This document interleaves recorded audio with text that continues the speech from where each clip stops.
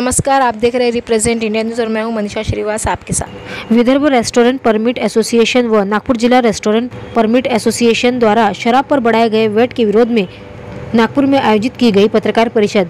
तो आइए देखते हैं हमारे रिप्रेजेंट इंडिया न्यूज़ की यह खास रिपोर्ट।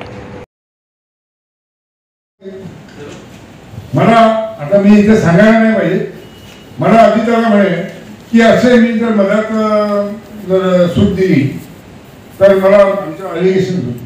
आणि याच्यापुढे काय ॲलिगेशन तुमच्या झाले नाही आहेत का? झालेत ना, मोदींनी स्वतः केलेले ॲलिगेशन आहे ना, that is not a excuse.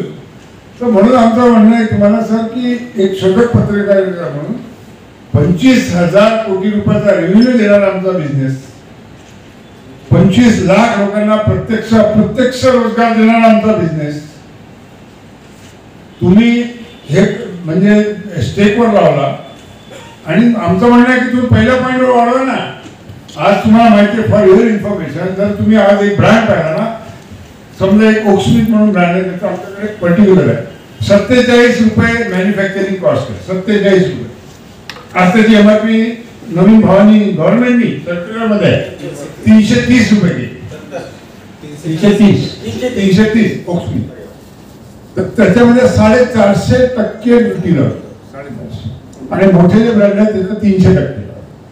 मग मला तुम्ही सांगा की तुम्ही 400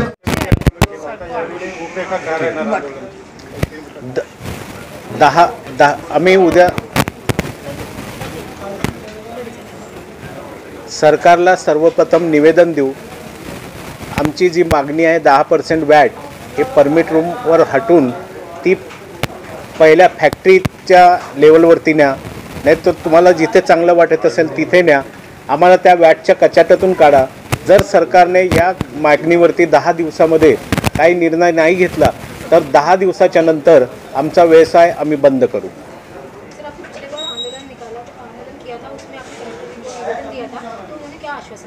कलेक्टर जी को निवेदन देने के बाद में, कलेक्टर क्या है, ये सरकार से जुड़ा हुआ मामला है, इसलिए कलेक्टर साहब को जो भी निवेदन दिया है वो सरकार की तरफ में गया है, लेकिन उसके बाद में भी कोई उसकी दखल नहीं हुई है, इसलिए हमको आंदोलन के ऊपर में उतरना पड़ रहा है।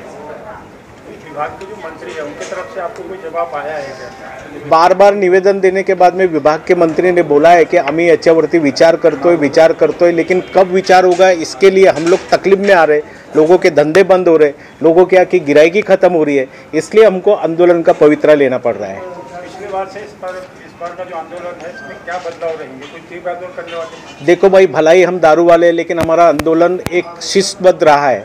आपने आंदोलन देखे होंगे, हम सरकार को आंदोलन करके बंद करके उनको इशारा देंगे कि अब तो भी हमारे ऊपर में हमारी जो मांगनी है उसके ऊपर में विचार करें, हम लोगों के ऊपर में जो अन्याय हो रहा है, एक्चुअल में अन्याय हो रहा है, उसको दूर करें। कितने लोग रहेंगे आंदोलन में? पूरा विदर्भ एक साथ में, आज पूरे विदर्भ की संगठना है। नागपुर के अंदर में हमारी सवेरे से आज मीटिंग हो रही है, सारे विचार विमर्श हुए हैं, और वो विचार विमर्श के बाद में ही ये तय हुआ है कि सरकार को पहले निवेदन दे, कलेक्टर यहाँ अधीक्षक को निवेदन दे, सारे मंत्री जो आमदार खासदार हैं उनको निवेदन दे, और हमारी तरफ से उनको विनंती करें कि भाई हमारे ऊपर में अन्याय हो रहा है, हम सरकार के रेवेन्यू कलेक्टर है, यदि आप हमारा ख्याल नहीं रखेंगे तो सरकार का रेवेन्यू कम होते जाएगा, इसलिए आप हमारे ऊपर मांगने के ऊपर में ख्याल दें, 10 दिन के अंदर में हमारे ऊपर में डिसीजन ले, नहीं तो हम लोगों को बंद के ऊपर में उतरना पड़ेगा।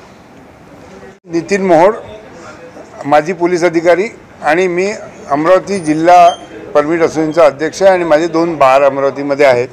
आणि इतक्या संकटामध्ये माझ्या अमरावती जिल्ह्यातले बार आहेत की 24 बार यावर्षी रिन्यू झाले नाही, आणि पुढच्या पुढच्या याच्यामध्ये आणखी कमीत कमी 50 ते 60 बार रिन्यूअल होणार नाही, याची 100% गॅरंटी याच्यासाठी देतो की त्यामध्ये माझे 2 बार असणार आहेत। मी पण नाही रिन्यू करणार आहे, कारण शेवटी दात करून कोणाचा पोट भरत नाही।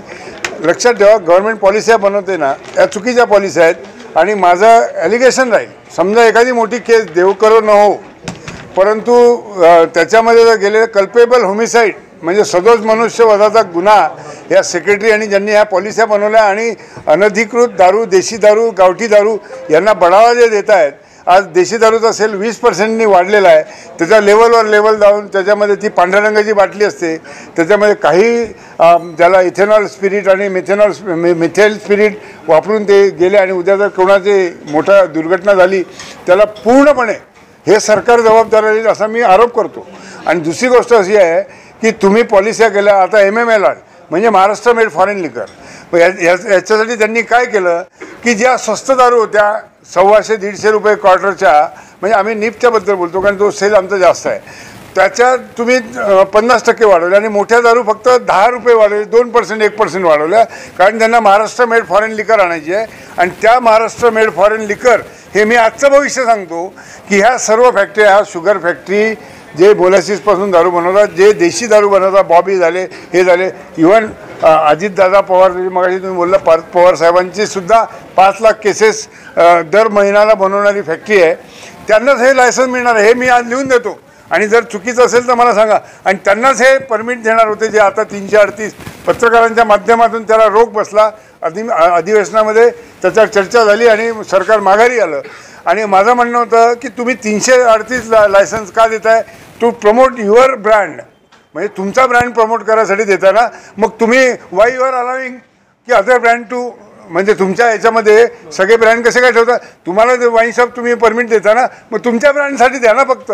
मग तुम्ही तिथे RS पण ठेवाल, जॉनी वॉकर पण ठेवाल, तुम्ही तिथे शिवाजी रिगल पण ठेवाल. हे कसं? म्हणजे इथं काहीतरी बदमाशी आहे. आणि तुम्ही जसं सिसोदियाला आणि अरविंद केजरीवालला सरकारचं नुकसान केलं म्हणून आत्महत्या टाकलं, तर मग आम्ही का नाही असा आरोप करावा उद्या? म्हणजे ह्या तुम्ही पॉलिसी ज्या करताय, महाराष्ट्र मेड फॉरेन लिकर, ज्याची किंमत सर्क्युलर आलं आहे 148पेक्षा जास्त नको, म्हणजे तुम्ही तुमच्या कॉम्पिटिशनमध्ये येणाऱ्या 150-160च्या दारू डायरेक्ट 250 नेऊन टाकल्या, 300वर नेऊन टाकल्या. म्हणजे तुम्हाला आता रान मोकळं झालं, तुम्हाला मैदान मोकळं झालं आणि तुम्ही आता त्यावर बॅटिंग कराल. आम्ही देऊ तुम्हाला बॅटिंग करायला, आम्ही महाराष्ट्र मेड फॉरेन लिकर ठेवू, पण तुम्ही आमचा वॅट तर कमी करा. मग त्याच्यासाठी तरी वॅट कमी करा. म्हणजे कुठेतरी पॉलिसी करता ना. राजीव जयस्वाल आहे किंवा मुंबईचे आमचे एवढे मोठमोठे आहार संघटना आहे, आमची hotel federation of hotel association आहे, त्यांच्या पदाधिकाऱ्यांना तर बोला. तुम्ही काहीच बोलवत नाही. तुम्ही तिथे 5 IAS ऑफिसर AC केबिनमध्ये बसून पॉलिस्या बनवता. जेव्हा आम्ही 25,000 कोटी रुपयाचा रेव्हेन्यू तुम्हाला देतो आहे, 15 लाख प्रत्यक्ष, 10 लाख अप्रत्यक्ष रोजगार तुम्हाला आम्ही देतो आहे, आमचा काहीच विचार करता. तुम्ही 1 रुपयाला एका लोकांची तुम्ही भरती करू शकत नाही. गेल्या 4 वर्षात तुम्ही पोलिसमध्ये भरत्या करू शकले नाही, शिपाया भरू शकत नाही. आणि जिथे आम्ही बिचारे लोकांना नोकऱ्या देतो, हे जे आज तुम्ही हॉटेलमध्ये बघताय, ह्या वेटर लोकांना आम्ही नोकऱ्या देतो आहे, गव्हर्नमेंटने नाही नोकऱ्या दिलेल्या आहेत. मग त्यांचा तुम्ही विचार करत नाही, हे पूर्ण चुकीचं आहे. भले आमचा धंदा जरी दारूचा धंदा असला, मग आमचा धंदा बंद करायचा आणि तुम्हाला मग त्या सगळ्यांच्या शुगर फॅक्टरीच्या सगळ्यांच्या दारूच्या धंद्या बंद करा. विजय मल्ल्याला पण हात टाका, त्यांना सगळ्यांना सांगा पूर्ण महाराष्ट्रातून दारू बंद करा. अरे तुम्ही नॉनसेन्स नाही का? हा प्रकार नॉनसेन्स आहे. धन्यवाद.